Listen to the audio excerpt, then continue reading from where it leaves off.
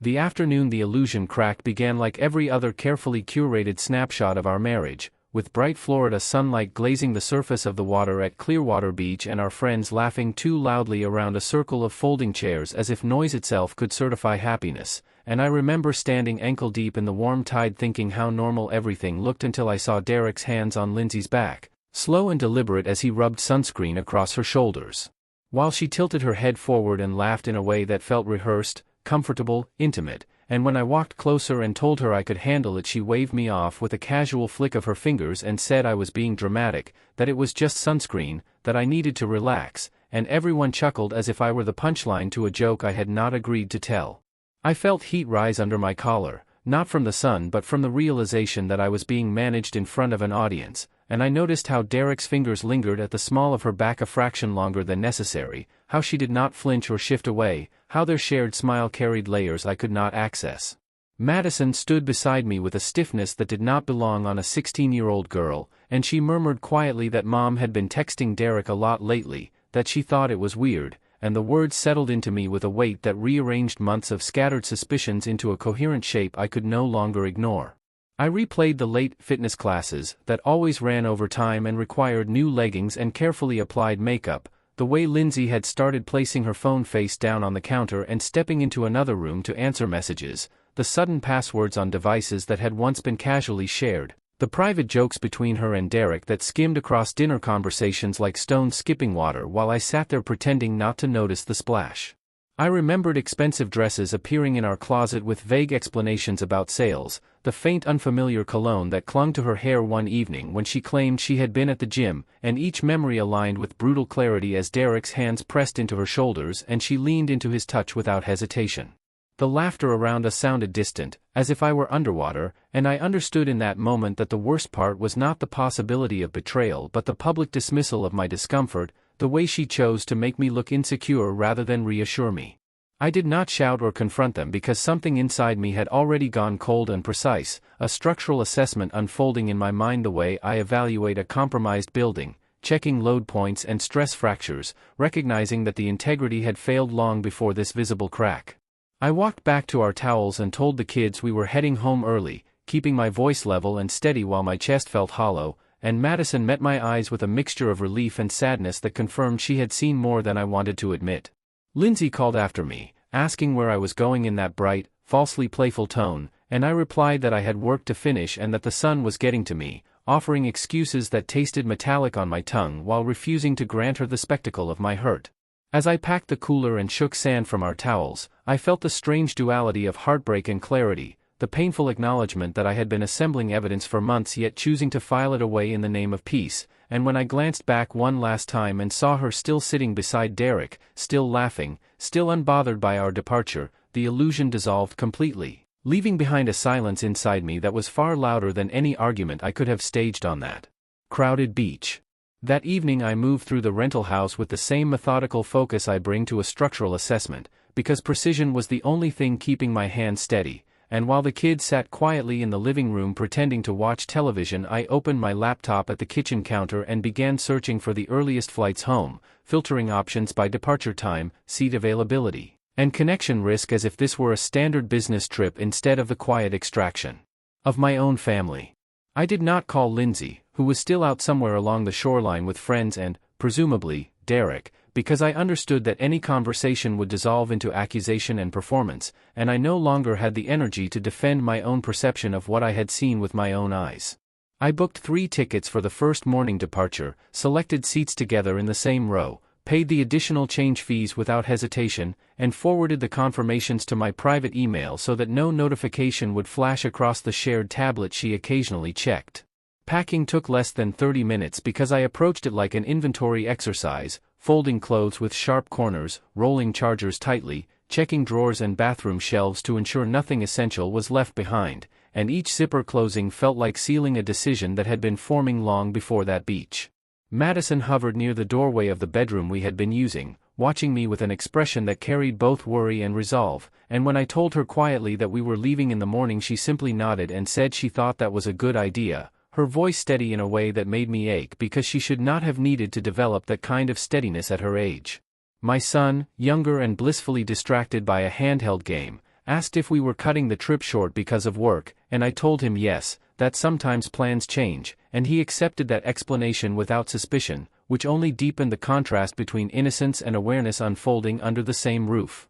Before going to bed, I tore a single sheet from the notepad near the fridge and wrote a brief message in deliberate, even handwriting that stated that the kids and I were safe, that we had decided to head home early, and that she should enjoy the remainder of the vacation she so clearly preferred, and I avoided any accusation or emotional language because I refused to give her words she could later twist into proof of instability. I left the note centered on the kitchen counter where she could not miss it, weighed down by the salt shaker so it would not flutter to the floor when the air conditioning kicked on, and I felt a strange calm settle over me as I turned off the lights. The drive to the airport before sunrise was quiet except for the hum of the engine and the faint rhythm of tires against asphalt, and as the horizon shifted from black to pale gray my phone began vibrating repeatedly in the cup holder with Lindsay's name flashing across the screen, first with calls I allowed to ring out and then with a rapid succession of messages that lit up the display in harsh white bursts. I did not open them immediately, but the preview lines were enough to convey the tone, accusing me of overreacting, of embarrassing her, of manipulating the kids, of turning a harmless moment into a dramatic exit, and I felt the familiar pull to defend myself, to explain in detail every observation that had led to this point. Yet I resisted because silence was the first deliberate boundary I had set in months. Each unanswered call felt less like avoidance and more like reclamation, a refusal to participate in a narrative where my discomfort was always minimized and reframed as jealousy. Madison watched me from the passenger seat, her gaze shifting between the road and the glowing phone, and after a long stretch of silence she reached over and turned the device face down, a small gesture that carried more solidarity than any speech could have offered, and I placed my hand briefly over hers in acknowledgement without breaking focus on the highway ahead. My son dozed in the back seat, headphones on, unaware that the foundation of his world had developed a fault line, and as the miles passed beneath us I understood that this quiet withdrawal was not an impulsive retreat but a calculated repositioning, the first controlled movement in a situation where I had felt increasingly erased, and though my chest ached with the weight of what this meant, I kept driving forward without responding, allowing the silence to speak in ways my words never had. When we returned home the house felt unchanged on the surface, the same furniture, the same framed photographs lining the hallway, the same faint citrus scent from the cleaning service, yet I moved through it with the awareness of someone stepping into a structure that had already failed internally, and after the kids went to bed I sat alone at the dining room table with my laptop and the shared tablet we had used casually for years, understanding that what I was about to do was not driven by paranoia but by the need for factual confirmation. I began with the email account that had remained logged in on the tablet, scrolling backward month by month, and what unfolded on the screen was not a single reckless exchange but a sustained correspondence stretching across seasons, threaded conversations between Lindsay and Derek that mapped out hotel reservations aligned with her fitness conferences, spa appointments on afternoons she claimed to be running errands, and careful coordination before barbecues and beach outings about how much distance to maintain in public so that I would not suspect anything. The language they used was intimate and strategic at the same time, affectionate lines sandwiched between logistical details about which friends were safe to confide in and which gatherings required restraint, and in more than one message Derek joked about how oblivious I was, how I never noticed anything, while Lindsay responded with laughing emojis and assurances that I trusted her completely, and seeing my own assumed trust referenced as a tool they relied on felt less like a stab and more like a slow, precise incision.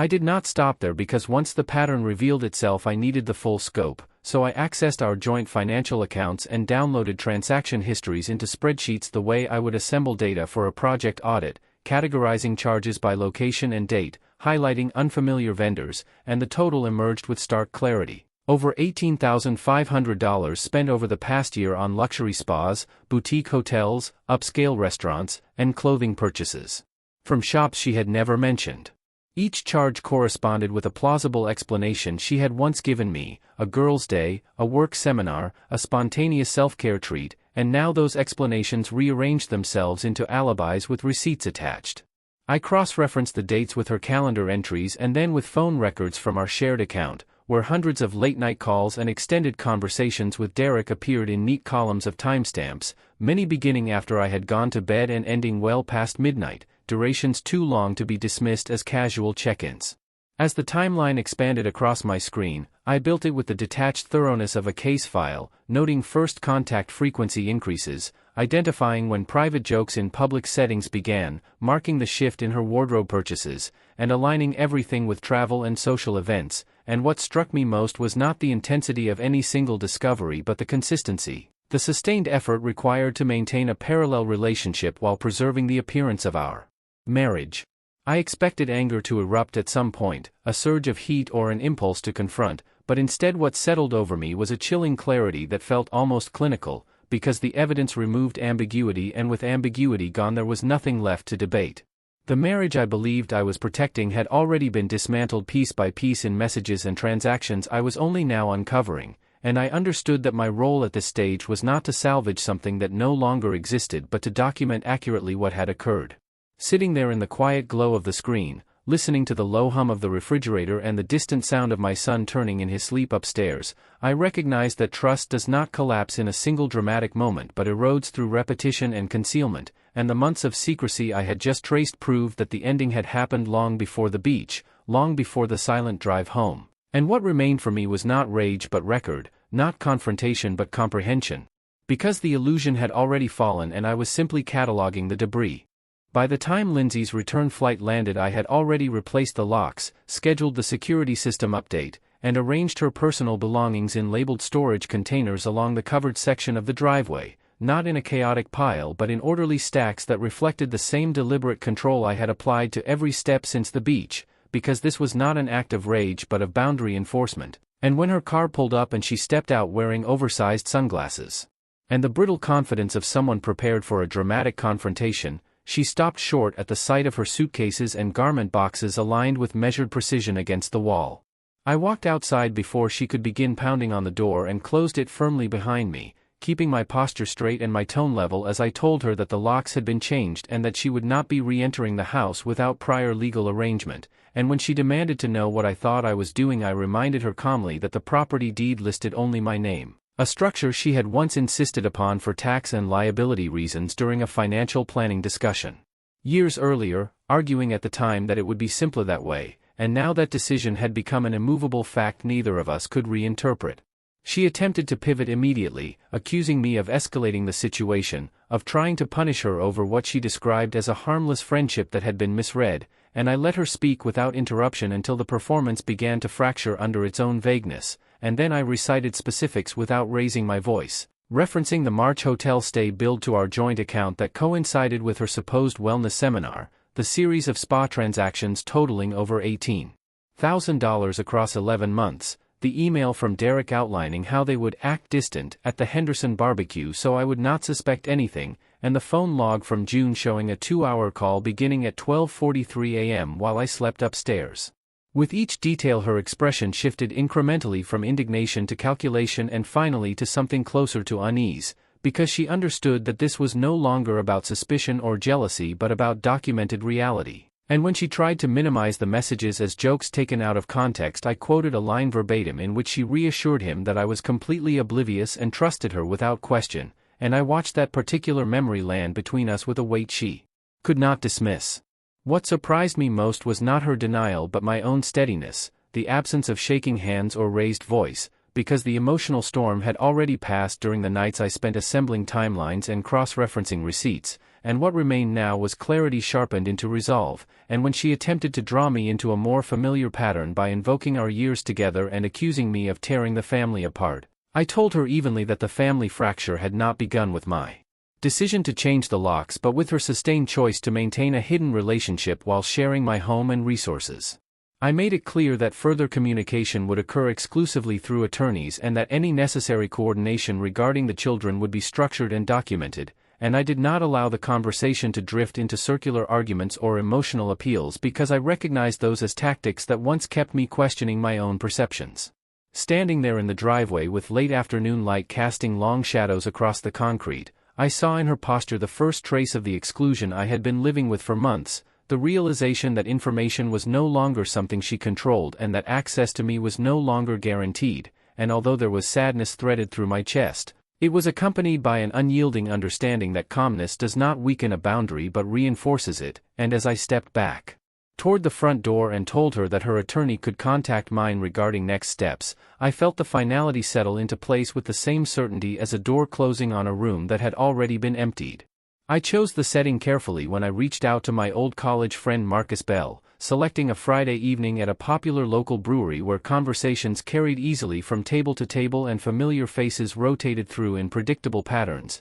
because I understood that information, when delivered calmly and without visible bitterness, travels farther and faster than anything fueled by outrage. When Marcus arrived and clasped my shoulder in greeting, I saw genuine concern in his eyes because news of my abrupt return from the trip had already begun circulating, and as we settled into a corner table with the low hum of conversation surrounding us, I spoke plainly, not embellishing, not speculating, simply outlining dates, financial discrepancies, and the documented correspondence I had uncovered, presenting it the way I would present a structural report, with chronology and evidence, rather than emotion. I told him about the hotel charges aligned with supposed work commitments, the spa expenditures that accumulated into a five-figure sum, the emails coordinating distance at social events, and the late-night call logs that erased any plausible deniability, and I made it clear that I was not asking him to take sides but that I would not protect a narrative built on concealment. Marcus listened without interruption, his expression tightening as the pattern became clear, and when he asked whether others knew, I responded that I had no intention of broadcasting anything but that I would answer honestly if asked, and that distinction mattered because it separated vindictiveness from transparency. I mentioned, almost in passing, that I had updated emergency contact information at Lindsay's workplace after discovering that several of her claimed overnight shifts did not align with payroll records, a factual correction that raised quiet eyebrows without requiring accusation, and I knew that within hours those details would ripple outward through conversations at the bar, at neighborhood gatherings, and along the informal communication channels that define a small community. I never used the word affair in a dramatic tone, never labeled her with anything inflammatory, because the receipts, the timestamps, and the corroborated sightings spoke with more authority than any insult could. In the days that followed, acquaintances who had once avoided eye contact began approaching me with subdued expressions, volunteering information they had previously withheld, telling me they had seen Derek's truck parked outside my house on multiple evenings when I was reportedly traveling for work, confessing that they had felt something was off but did not want to interfere in a marriage, and I listened without reacting visibly, simply noting the confirmations that aligned with the timeline I had already constructed. Each revelation reinforced that the secrecy had never been as airtight as Lindsay and Derek imagined, that people had observed and drawn conclusions long before I allowed myself to do so, and as those observations merged with documented evidence, the social narrative shifted organically without my needing to push it. What struck me most was how quickly sympathy recalibrated once facts replaced vague speculation, because when I answered questions with specific dates and verifiable details instead of emotional accusations, the community processed the information as reality rather than gossip, and I maintained the same measured tone in every conversation, refusing to exaggerate or dramatize, allowing others to connect the points themselves. I understood that reputation is shaped not only by actions but by the steadiness with which one responds to them, and by choosing to let facts circulate at their own velocity, I reclaimed control over a story that had been quietly undermining me for months, not through manipulation but through the simple discipline of telling the truth and then stepping back while it carried its own weight. The deeper fracture revealed itself not through confrontation but through pattern recognition, because as I continued organizing financial statements and cross-referencing travel dates, I began noticing that several hotel bookings and spa reservations included double occupancy charges on weekends when Lindsay had claimed she was attending retreats with her best friend Rachel Green, and what initially appeared to be simple companionship between friends began to look structurally inconsistent. When I compared timestamps, payment methods, and overlapping communications between Lindsay, Derek, and Rachel, I accessed archived group messages stored on the shared tablet and discovered conversations that extended further back than Lindsay's documented involvement with Derek, exchanges between Rachel and Derek that carried a familiarity predating the timeline of my wife's affair, inside jokes and references to previous trips that Lindsay had not been part of, and gradually the chronology rearranged itself into something far more calculated than I had anticipated. It became clear that Rachel's involvement with Derek had begun before Lindsay's, and that instead of distancing herself once my wife entered the picture, she had encouraged it, subtly redirecting suspicion away from herself while normalizing Derek's presence in our social circle, And as I examined expense allocations, I realized that several boutique purchases and hotel upgrades had been booked under packages marketed as girls' weekends, yet the confirmation emails included amenities tailored for couples, and the charges had been drawn from our joint account with the justification of shared marital leisure. The realization did not ignite anger but rather a colder understanding that what I had initially interpreted as a two-person betrayal was in fact a triangulated arrangement sustained by mutual convenience, because Rachel benefited financially from trips and accommodations funded indirectly by my earnings while Lindsay gained emotional reinforcement from someone who framed the affair as empowerment rather than deception. When the information surfaced through a combination of financial discrepancies and messages I quietly shared with my attorney, the reaction among the three of them was immediate and volatile, and although I was not present for their confrontation, fragments of it reached me through overlapping admissions and defensive explanations that contradicted one another, exposing fractures in their alliance. Lindsay attempted to position herself as misled, claiming Rachel had minimized the seriousness of Derek's intentions and presented the relationship as harmless validation, while Rachel, faced with documented timelines showing her earlier involvement, shifted toward self-preservation, arguing that Lindsay had pursued Derek independently and that any shared trips were coincidental overlaps rather than coordinated cover. Derek's silence throughout only amplified the implosion, because without a unified narrative the structure they had constructed collapsed under the weight of conflicting accounts. What struck me most was not the chaos between them but the isolation that settled around Lindsay once the protective layer of friendship dissolved, because the same strategic secrecy that once shielded her now exposed her, and she experienced in rapid succession the dual recognition that her marriage had ended with firm boundaries and that the confidant who had validated her choices had her own concealed agenda. I observed this unraveling from a distance, maintaining the same measured composure I had adopted since the beach, understanding that involvement in their emotional crossfire would only entangle me further in dynamics that no longer concerned my future,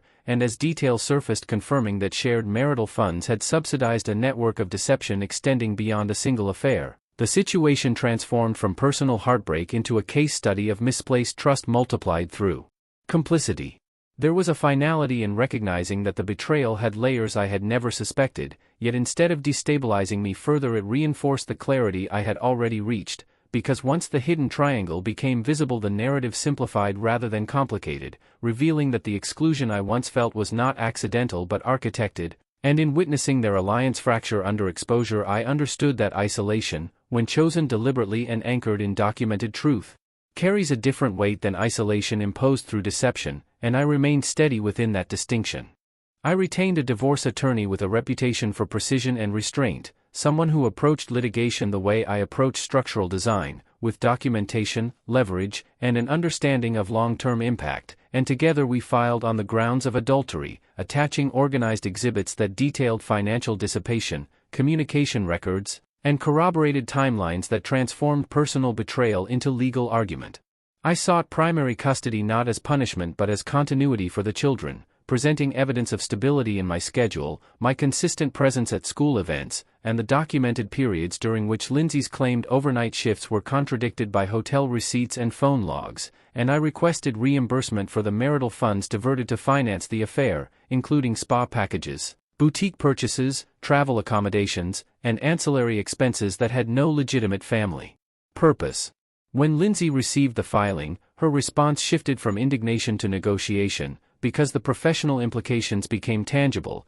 and through her counsel she proposed equal custody and a sealed record arrangement designed to protect her career as a physician, emphasizing discretion, reputation, and the potential damage of public proceedings. I declined the request for secrecy because I understood that sealing the record would function less as protection for the children and more as insulation for choices already documented, and I communicated through my attorney that transparency was not vindictiveness but accountability, that the court would evaluate facts rather than rumors, and that any reputational consequence would stem from actions already taken rather than from my refusal to conceal them. The settlement meeting was scheduled at a luxury resort conference suite, a location chosen for privacy and neutrality, and as I walked through the marble lobby I recognized the setting with a detached clarity, remembering that we had once celebrated an anniversary there with champagne and photographs, yet the memory felt archival rather than emotional, like a closed file retrieved for reference rather than longing. We sat across from one another at a polished table beneath soft lighting that disguised tension poorly, attorneys positioned at our sides, and when negotiations began, Lindsay's composure carried the strain of someone balancing professional image against documented exposure. At the appropriate moment, I authorized my attorney to present the compiled evidence in sequence, beginning with the financial ledger summarizing over $18,000 in marital expenditures tied directly to Derek, followed by itemized receipts cross-referenced with her calendar claims, then printed excerpts of email threads coordinating concealment during social events, and finally documentation demonstrating that several resort and spa charges attributed to girls' weekends included Rachel's presence during periods when records confirmed her own involvement with Derek, establishing that Lindsay had unknowingly subsidized not only her affair but Rachel's prior relationship as well. The room grew noticeably quieter as each exhibit was reviewed, because the narrative shifted from ambiguous accusation to quantified fact, and I observed Lindsay's expression transition from guarded negotiation to visible overwhelm as the cumulative weight of documentation eliminated plausible reinterpretation. When her attorney requested a recess, I remained seated, hands folded, breathing evenly, aware that the leverage did not arise from theatrics but from preparation, and upon returning to the table Lindsay's position had altered, her insistence on sealed proceedings softened into conditional acceptance of primary custody and structured visitation, and the demand for reimbursement reframed as a negotiable settlement amount rather than contested liability. I did not raise my voice or reference personal hurt, because the case no longer required emotional emphasis, and when she ultimately agreed to terms reflecting custody priority, financial restitution, and transparent court records, the outcome felt less like victory than conclusion, a legal acknowledgement of what had already ended privately months earlier. As the documents were reviewed for signature, I experienced not triumph but a sober recognition that consequences are not acts of revenge but extensions of documented reality, and when I left the resort that afternoon, passing once more through the lobby where we had once toasted a future that never materialized, I felt the steadiness of finality settle with the same quiet certainty that had guided every decision since the beach. Weeks after the final papers were filed and the legal language transformed our private collapse into public record, I found myself standing at the edge of the pier just after sunrise with Madison beside me and Logan still rubbing sleep from his eyes, the air cool and salted, the water carrying that steady rhythm that seems indifferent to human turmoil. And in those quiet mornings I began to understand that stability is not loud or dramatic but built through repetition, patience, and presence. I baited hooks, checked lines, and listened to the soft splash of casting reels while the sky shifted from gray to pale gold, and the simplicity of those routines grounded me in a way that courtroom negotiations and financial audits never could, because here there were no accusations or strategies, only the steady exchange between effort and result. Madison had grown more open in those weeks, her guarded expression softening as conversations became less about conflict and more about school, friends, and plans she felt comfortable making again, and Logan, who had absorbed more than I initially realized, began asking small but sincere questions about schedules and holidays, seeking reassurance not through drama but through predictability, and I answered him calmly, outlining calendars and routines so he could see the shape of his days ahead. The anger that once simmered beneath my composure gradually receded, not because the betrayal diminished in significance but because I recognized that holding onto it would tether me to a version of my life that no longer existed, and acceptance arrived not as forgiveness but as clarity, an acknowledgement that the person I had married and the person who orchestrated deception were no longer the same in my mind. I admitted privately that I missed who Lindsay used to be, the earlier years when laughter felt unguarded and shared plans felt mutual, yet I did not miss the calculated secrecy, the dismissive tone, or the parallel life that replaced transparency, and separating those versions of her allowed me to grieve without confusing nostalgia for denial. The children, in their own ways, began healing through normalcy, through homework at the kitchen table, through weekend routines that did not shift unpredictably, through conversations where their feelings were acknowledged rather than redirected, and I saw in their gradual steadiness a reflection of the boundaries I had set, firm but not cruel, decisive but not explosive. News of the divorce circulated, and while Lindsay faced the professional and social repercussions of documented choices, I did not monitor the fallout with satisfaction or bitterness, because my focus narrowed deliberately to what I could influence, which was the atmosphere inside my own home and the example I set for Madison and Logan about how conflict is handled when trust is broken. I realized that whatever strength people attributed to my actions did not originate in revenge or public exposure but in restraint, in the refusal to react impulsively, in the discipline to gather facts before speaking and to enforce boundaries without spectacle. There is a difference between retaliation and resolution, and what I chose, step by measured step, was resolution. Standing there with a fishing rod in my hands and my children beside me, I understood that the end of my marriage was not the end of my capacity for stability or love, but a recalibration of where those things would be invested, and as the line tightened and Logan shouted with excitement over a small catch, I felt a quiet certainty that the future we were building, though different from what I once imagined, rested on honesty rather than illusion, and that foundation, unlike the one that failed before, was solid because it was constructed without pretense.